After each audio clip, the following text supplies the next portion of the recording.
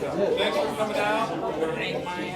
You're at the Critical Wildlife meeting for Myakka River. My name is Tom Grape. I'm with the Florida Fish and Wildlife Conservation Commission. And I'd like to start off by just kind of introducing who we have with us today from the commission and giving you a brief overview of what we're going to do, and then turn it over to Melissa and we'll get right down to business. So we have Amy and Nancy, Lieutenant Gherkin. I'll let you figure out which one is Lieutenant Gherkin. And Gary Morse is with us in the back. We're all part of the Southwest Regional Staff, which is a 12-county area, and Sarasota, Manatee, all the way down to Lee County. And Melissa's joining us from our Tallahassee area. That's the crew tonight. What you can expect is about a 25-minute PowerPoint to explain critical wildlife areas in general and this particular Myakka River area specifically. And we'll have a question and answer kind of open forum, and then some of you may have picked up one of these cards and turned one in. Thank you very much. If you didn't miss your chance, and this is just asking for a formal opportunity to stand up and make a few comments. We'll be collecting these throughout the evening, and then we'll just go in order that we receive them. So you still have plenty of time to fill this out. Also, hopefully everybody had a chance to sign in on the sign-in sheet when they arrived. If you didn't, you can do that before you leave. Last but not least, we have a comment form, a couple of comments on the comment form. You can fill this out and leave this with us tonight. You can take it home, and there's an email address on the top, and you can send it in that way if you're more tech savvy. Another thing to point out real quick is we have a really good turnout tonight. You may see the incorrect name. It may say .-dit CWA. That doesn't matter. If you just write in Myakka River, that's fine. That just helps us track the comments, but generally by your comments that you leave, we'll know which one you're talking about. So that's kind of your homework. If you'd like to do that, again, you can leave that with us tonight, or you can take it with you. Some other quick housekeeping items. The restrooms are right out the door here. If you walk out the door, turn immediately to the left. We're scheduled from 5:30, we're a little bit off but not much, to 7:30. A couple things about tonight's meeting. We do have a hard line in the sand. We have to put everything back and get completely out of here by 8 p.m. So we're going to kind of wrap up real quick at 7:30, so we got to do all the tables and all that. But what we've done in the past and what we can do this evening is if there's other questions or comments about this presentation on fish and wildlife and we haven't gotten to them, we can speak. We might have to be out front for just a minute, but that's okay with me. I can stay and answer questions. In addition to that, as with any public meeting, please keep in mind whatever comment you may have, someone else might not agree with. That's perfectly fine. The whole reason to be here tonight is to hear everybody's comments. Please address your comments to staff, not to each other. Don't feel like you have to rebut someone else's comments. That's not the point. And as always, we'll be civil to each other. That's my spiel, and I'm sticking to it. I think it looks like everybody's got a seat. There's a seat up here, sir, and I think there's one right here. Yeah, but if you want to stand, that's fine too. Take that. Okay, with that, I'll turn it over and Thank you very much. So I want to thank everybody for coming out on a Tuesday night. This is a packed house. Don't get in the way. Definition of a packed house, I think. So just to make sure we are all in the right place, we are here to talk about the Myakka River Critical Wildlife Area Reestablishment Proposals. So that is tonight's discussion. Let's make sure we're going right. So first thing we want to do is talk a little bit about what critical wildlife areas are. They are sites that are designated by our agency, by Florida Fish and Wildlife Conservation Commission, and they are important because they protect congregations of wildlife during really critical parts of their life cycle. That's kind of the key, that they have to be congregations of wildlife, and it's typically during important parts of their life, and we also only designate in areas where disturbance is occurring. So if you have a bunch of wildlife in an area where there's no disturbance, we would not necessarily designate that site as a critical wildlife area. And when we talk about critical parts of their life cycle, we do mean sometimes it's breeding, so there's nesting periods, but winter roosting is also really important. Migratory stopovers are important. So all of those types of life cycle time periods are part of what we're including here. So this is an old tool that FWC has had before it was even FWC, back in the old Game and Fish days.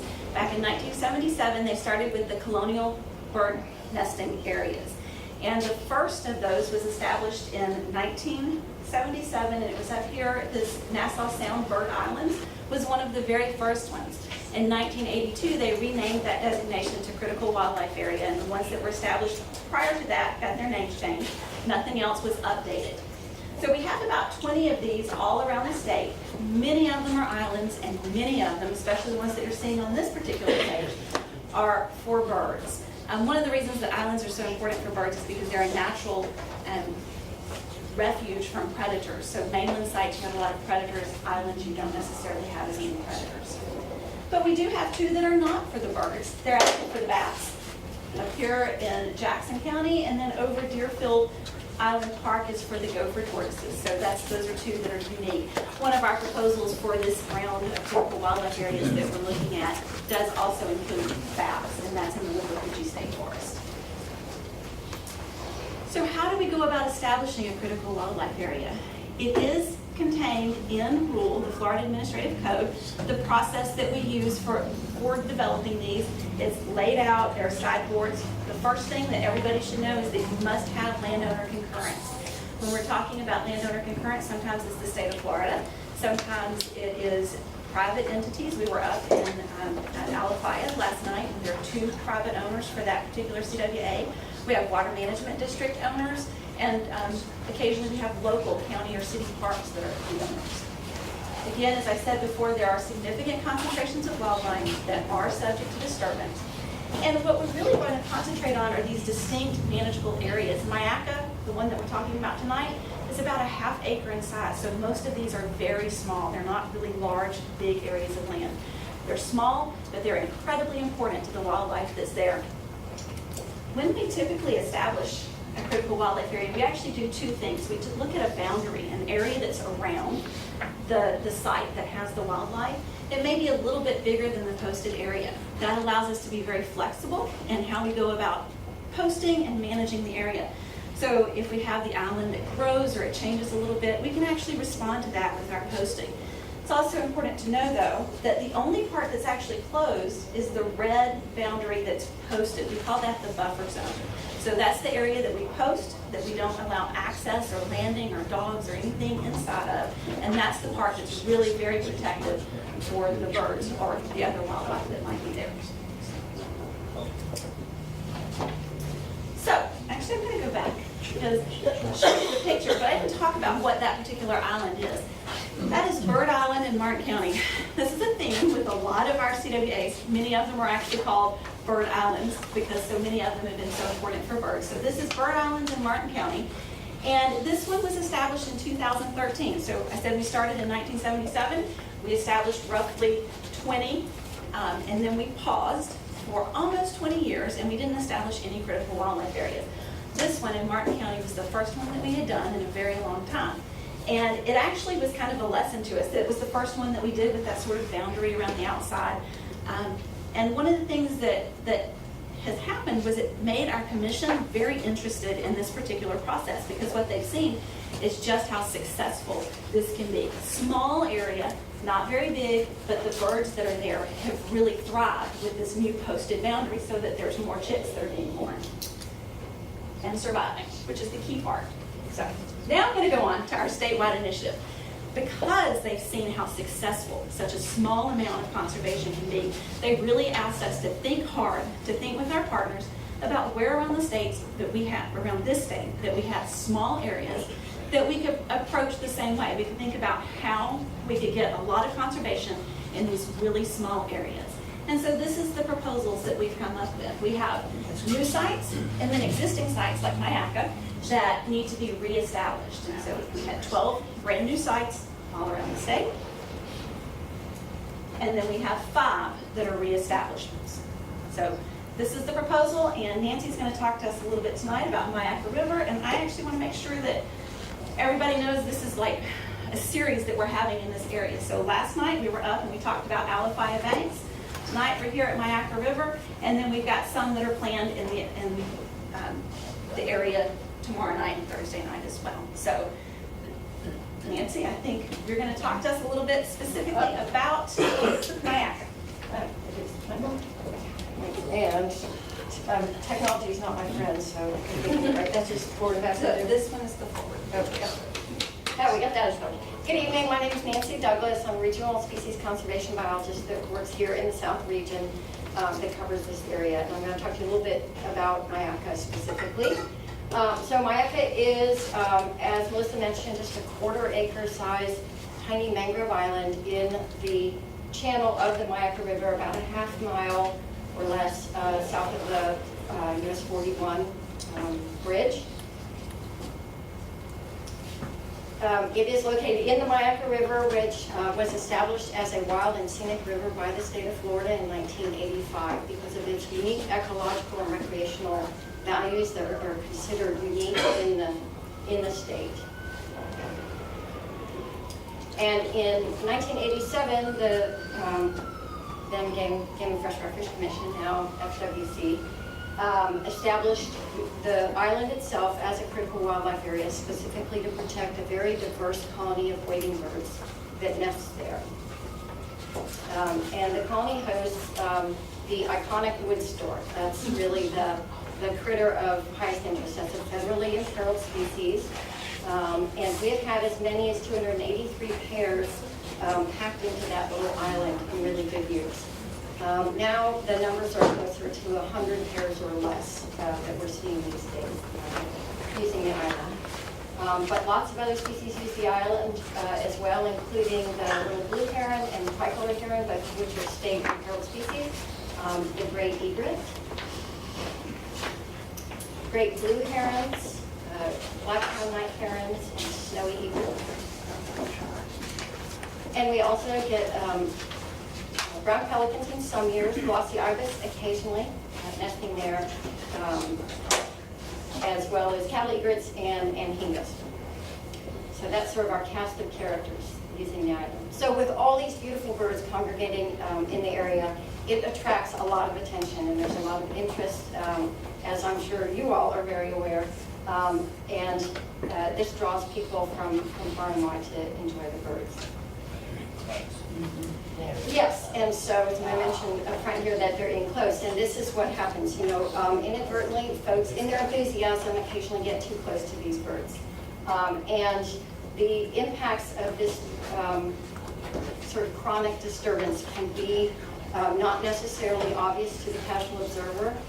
It's well documented in literature. You know, sometimes if you really do something dramatic, the birds react dramatically and they fly off the area. But that happens less often than this sort of low-level chronic disturbance where things that we don't necessarily see, like elevated heart rates, increased levels of vigilance, where the birds are just on high alert, which means they're not preening and taking care of themselves, they're not feeding their young or sheltering their young.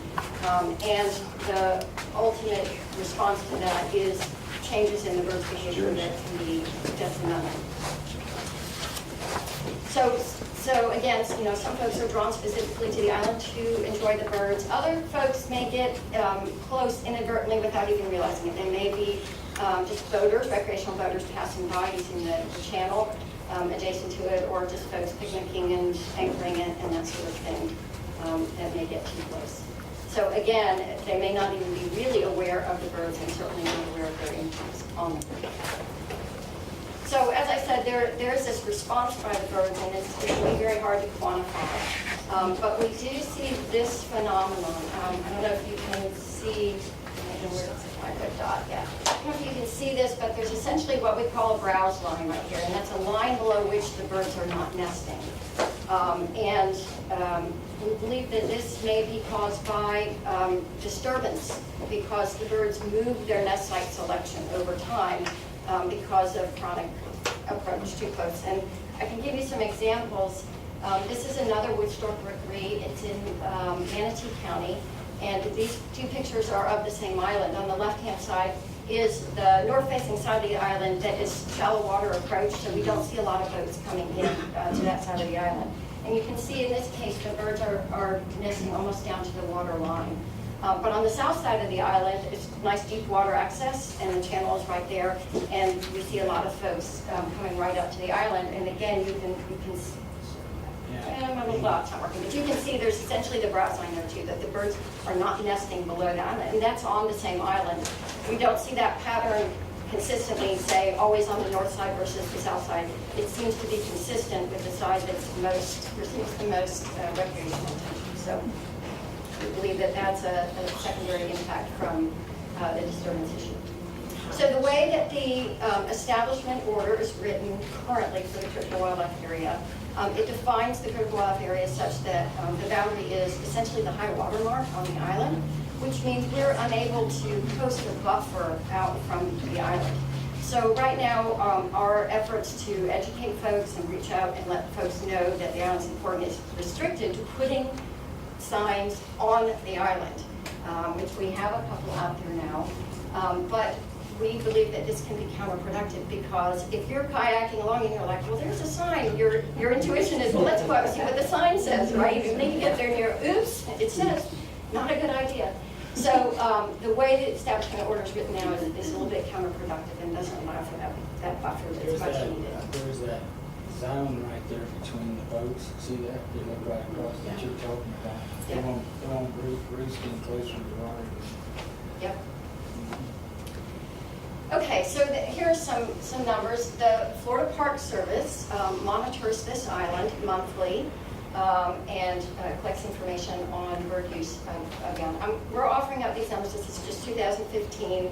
I have to put some caveats on the way the data are collected. So, and we have Chris Oliver here from the Florida Park Service who has contributed some of these data. This is a single visit, 1 day a month, for a very brief period of time. So we know that we don't capture all the use of the island in that effort, but it's a good way to kind of monitor trends and patterns of use. So the numbers at the top of the blue bars is the number of species. The numbers on the side are actually the number of individual birds that are seen. So we can see this very seasonal trend with peaks in March, April, May, June when the birds are nesting. But I wanted to point out a couple of things.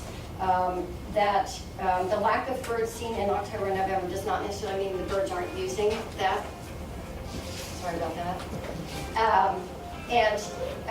The way the data are collected is there's a site visit made during the day, but there's not a monitoring program to look at roosting activity at night. So we do know from casual observations and data collected by other folks that the island is used year-round, but certainly, at the lowest point is October, November. The wood storks start nesting in February. When we see courtship behavior by those birds beginning in February, we have gray blue herons starting to nest in December.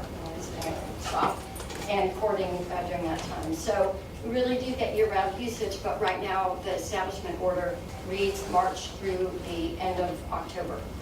So it's a limited time period under the current establishment order. Do you have data for more years? We do, yes. We're just sharing this one as a nice snapshot to see patterns. What are the numbers 3, 5, 4, 6? Those are the number of species so the blue bar represents total number of birds, but the number on top is the number of species seen. All right, and with that, I'm going to turn back over to Melissa. And we will have plenty of opportunity for questions at the end. That's where you went. So Nancy talked a little bit about education. Education is always our first approach with the establishment of a critical wildlife area, or when we think that there's an important congregation of wildlife. Sometimes it's signs, sometimes it's brochures or other options. As Nancy mentioned, that's been a little tough at Myakka because when they put up the signs, it's actually drawn people in as opposed to providing that buffer that would protect the birds a little bit more. But in most cases, we actually do have bird stewards that go out, or else we do put up some educational signs before we do a regulatory approach. But in some cases, a regulatory approach is necessary. And it's not always just about that buffer and making sure that people can't access the island. A lot of times, just the fact that we designate it, that we say, this is important, we are giving it a name and we are calling it a critical wildlife area, that by itself sometimes improves compliance. People become more aware of it. They say, well, You've named it, you've called it that, it must be important. And so it does raise the level of importance in a lot of people's minds when we establish something as a critical wildlife area. And it does improve compliance. We do have the option, though, when necessary, of providing enforcement, and it comes in a couple of different varieties. Our law enforcement officers can obviously enforce it, but what a lot of people don't know is that any law enforcement officer in the state can also enforce a critical wildlife area. So if you have county marine patrols or you have city local ones that are able to go out and monitor a site, they can also provide enforcement.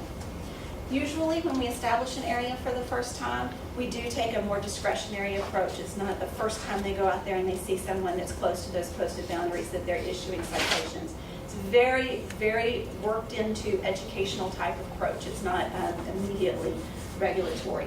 But over time, if they've got folks that are going out there and they're seeing that it's happening again and again and again, they will eventually issue a warning or a citation.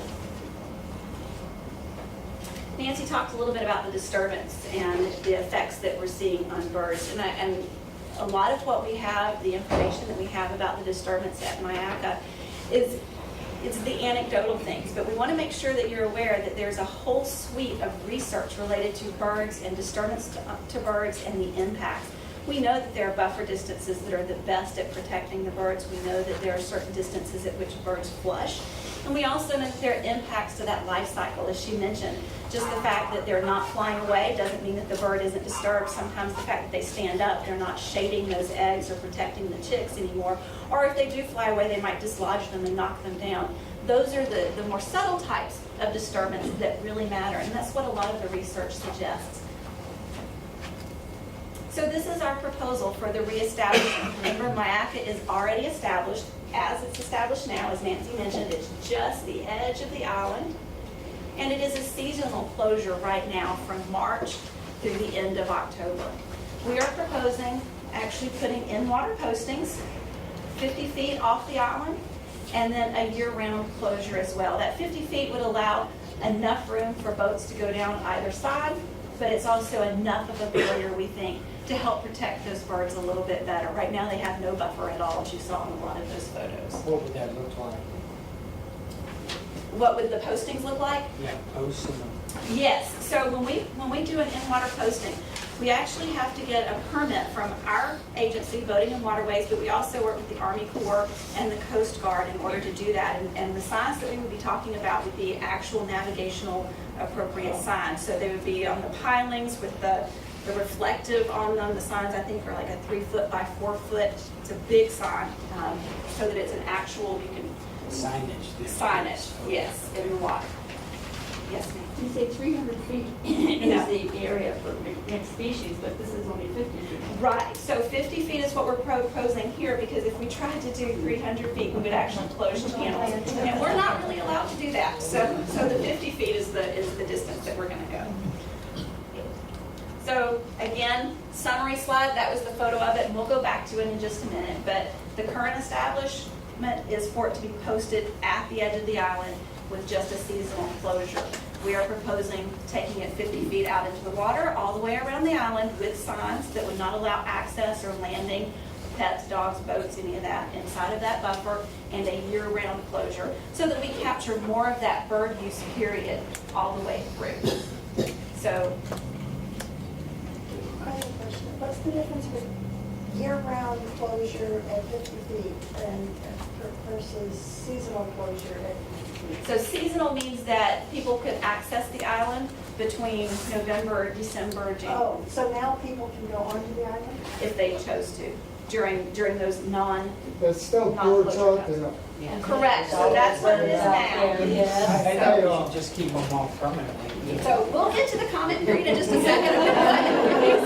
We want to capture all, we want to know your comments, but our note takers are going to ask you to do it in a pretty orderly fashion. So Could you make just a clarification, because Nancy talked about the woodstock as being federally imperiled and then other species being imperiled in the state designation, but could you just briefly say the difference between federally threatened, federally imperiled, state species of concern, and state imperiled species?